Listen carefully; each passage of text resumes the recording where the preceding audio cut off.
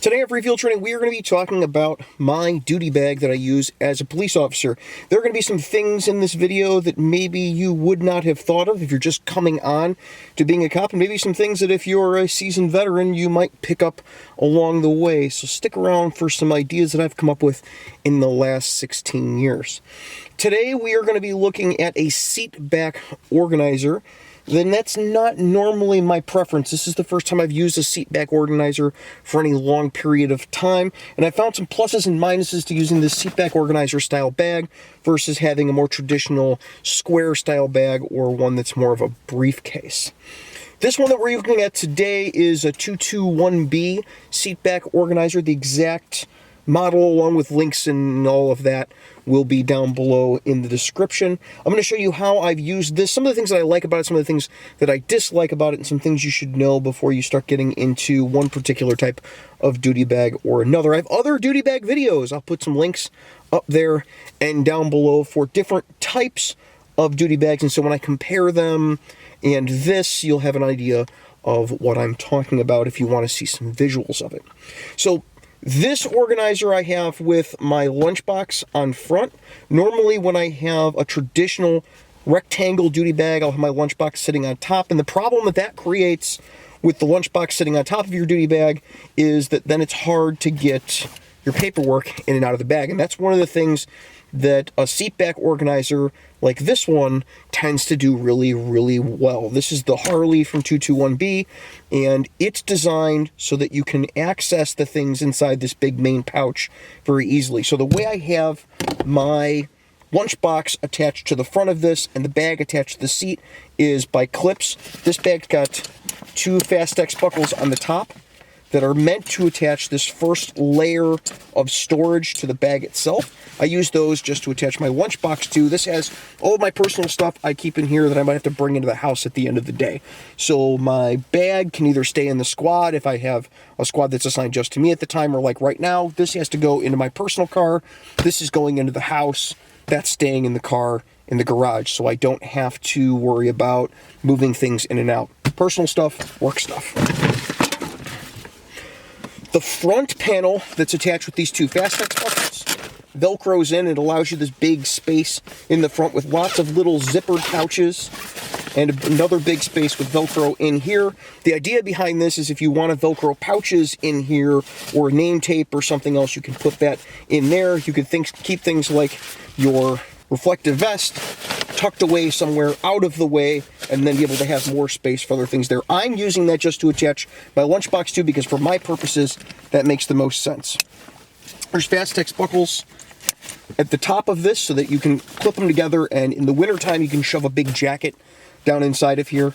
I haven't had use for that yet, but I've tested it. I've shoved my jacket in there, and it'll carry my duty jacket even with the thin slate liner inside the Gore-Tex shell shoved down in here, and it works really well. On the side of here is two Fastex buckles that allow you to decide how far this is going to come out. So a lot of people like to keep these loose and then have a tray to be able to just throw things in there. Really useful, less for police work, more for if you're a utility linesman or something like that, and you've got lots of little tiny spare parts that you don't want to lose, they're thrown down in there. Now, the one ding that I'll give this type of setup with this bag is it should be more like 221B's Hondo bag, which is like their backpack slash duty bag slash sling bag organizer that I have another video on. The earlier model of their newest version of it has a light gray liner, and that would be a lot better for this purpose, having the big open tray to be able to throw things inside of. For my purposes, works just fine, because I'm just using this to attach my lunch bag. The front has two organizer pockets on it. This one has a little clip if you want to keep a spare set of keys in there. For me, it doesn't make sense to keep a spare set of keys there, because if I need a spare set of keys, they need to be on me, because it's normally the keys for the car, the squad car that I'm losing. In the front, closest to me, I keep a pair of duty gloves. These are a really thin, cut-resistant pair of gloves from 221B that I've got. I'm doing some T&E on. We'll see a video about those later on down the road. But there's plenty of room in here to fit other things. The great thing about A seat back organizer, though, is it gives you enough little hidey places to fit the stuff you need. The problem I run into with seat back organizers is if you overload these, it starts to become difficult to get everything out of the pouches, and that's kind of defeating the purpose. The purpose of a seat back organizer like this is to be able to say, oh, I need my parking ticket book, and be able to just pull it out of a pouch and not have to go digging through piles of stuff for a folio.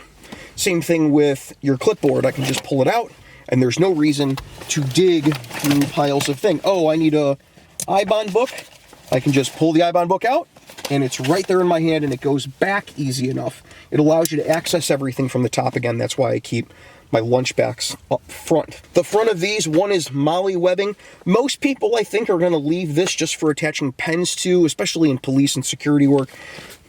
Being able to keep pens, markers, stuff like that. I go through a metric buttload of these Pilot G2s every year, so I keep those. I'm training somebody right now, so I'm going to go through 2 or 3 pens a month like that. There's a Velcro section on the other side, and then a name tape area here. I don't really have reason for name tape area because this isn't issued by the department, but if you were all going to issue the same thing to everybody on an agency, having an area where you can just put a piece of paper with their name on it might be good.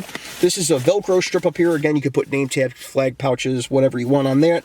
I have this patch from Tactically Suited. It's just a blue line flag with police written on it right there. I don't normally keep that type of thing on my duty bag, but you know, that one, I've never seen one like that before, so I slapped it on there for the video.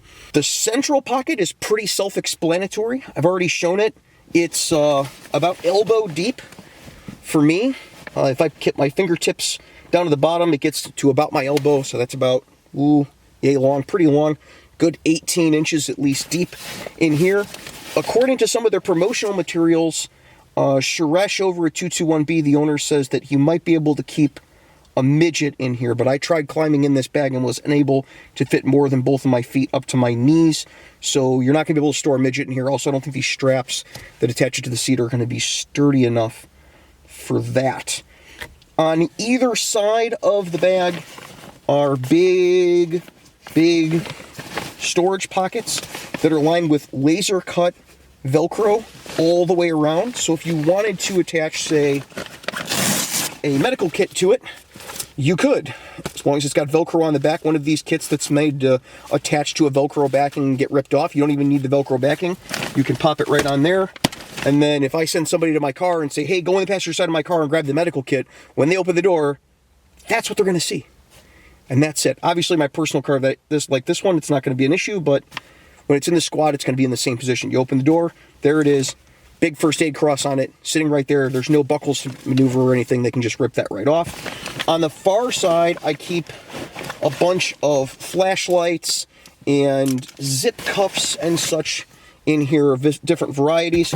I'm working midnights right now, and so while getting to the paperwork in the center pouch isn't always the biggest deal in the world, having spare flashlights and having zip cuffs and other ancillary equipment is important to me. Having my reflective vest is important. Having my Guardian Angel device when I'm on day shift, I keep this attached to the bag. I'm coming in for days right now on an overtime shift. When I am coming in for days, I keep this attached to the bag. There's no reason to have it on my shoulder, but this thing I've got little videos on. We'll put a link up there for you. These are awesome to have as auxiliary warning when I'm out directing traffic, especially at night traffic. I will actually stop for you crossing the street if you've got one of these mounted on your shoulder. I keep that attached up here so I don't lose it, and it's easy to grab a hold of and put on my shoulder if I need it. If I work from, let's say, days today into afternoons, and I get held over and I'm out directing traffic after dark, I can unclip that, clip it to my shoulder, put this on, not have to dig through a bag to go find things. The pouch closest to me, I normally leave empty, and the reason I leave it empty is because it perfectly fits my coffee cup. So if I have to grab this and take it from one car to another, or if I need an ancillary cup holder for the car that I'm in, my car at work has 2 cup holders. I can throw this in there to keep my Frappuccino and my Rain Energy in the cup that I still have left over from my last Disney trip in the car. Now I've got an extra cup holder if I wanted to. I could dump all the stuff out of here into this main pocket and have 4 cup holders in the car. Or if I get into a pool car that someone has broke the living crap out of, I've got at least 2 cup holders available to me. And this one is right next to me, so while I'm driving, I can actually use it as a cup holder because it keeps its shape and it's oversized. You can fit actually one of the big Nalgene bottles in here pretty easily. That's a really nice feature of the bag. There's nothing basically on the back. The back of this is slick, and it attaches to the seat by a Fastex buckle on the front, and then there's a strap that's adjustable around the back of it that straps it into the seat. This makes it a lot easier to be able to get the bag in and out of the car. It also allows you, if you don't have a cage car, to be able to, if you need to take somebody else in the car, I can unclip just the back Fastex buckle and just sling this whole thing into my back seat, and now somebody can hop in. So if we have to take somebody to the hospital, and then I got to drive that person back from the hospital, so for instance, we have a psych patient that's going to get involuntarily committed to the hospital, and the paramagicians say, hey, we need one of you to go with us, and that person that goes with, that cop that goes with, is going to have to get a ride back. I can drive to the hospital. When we get there, unclip this, swing it around the back, or easily unclip it and throw it in the trunk of the car, and allow that other cop to just come up here and sit down. With my lunch bag mounted to the front, I can actually just unclip it and take the whole thing as one load, throw it in the trunk of the car, and then the person can get in. It's also useful for major events where two people are going to be assigned to one car, and you decide, I have the nicer car, we're going to take my nicer car to the event.